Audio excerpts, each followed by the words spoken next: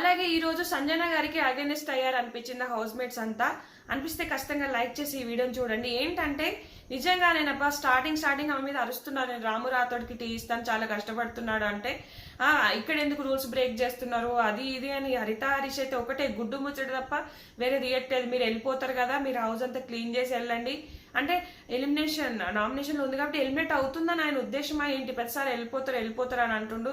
అది నాకు రాంగ్ అనిపించింది. ఇక్కడ రాంగ్ అంటే రైట్ అంటే రైట్ అంటే మీకు కూడా అట్లా అనిపించిందా? ప్రతి ఒక్కరు ఆ అమ్మాయిని కార్నర్ చేస్తున్నారు, ఆమె క్యాప్టెన్ అన్న మాట వినిపించుకోకుండా అరుస్తున్నారు.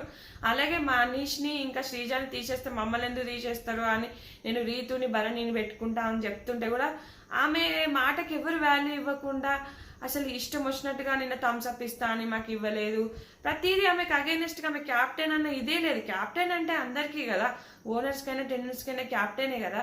ప్రతి దాంట్లో మేము ఇప్పటికీ వీళ్ళే ఉంటారా, ఓనర్స్ మారుతారు కదా. సో ఇంకా ఇక్కడ ఫ్లోరా షైని కూడా వల్గర్ వర్డ్స్ యూజ్ చేసినట్టు అది మనకి ఇవ్వలేదు. ఎంత ఏడుస్తుంది.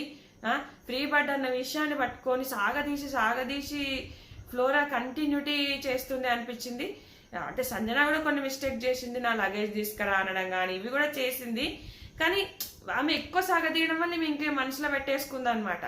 ఈమె ఫ్యామిలీతో ఉన్నదాన్ని గురించి కూడా ఏదో ఫ్యామిలీ గురించి అంటే ఈమెకు ఫ్యామిలీ లేదు, ఈమెకు ఫ్యామిలీ ఉందని ఏదో జరిగినాయి అబ్బా, మనకి అన్నీ రావు కదా. సో అందుకే ఆమె అంత ఫీల్ అయింది అనిపించింది. ఖచ్చితంగా ఈ వీడియో వస్తే లైక్ చేయండి, షేర్ చేయండి. Thanks for watching.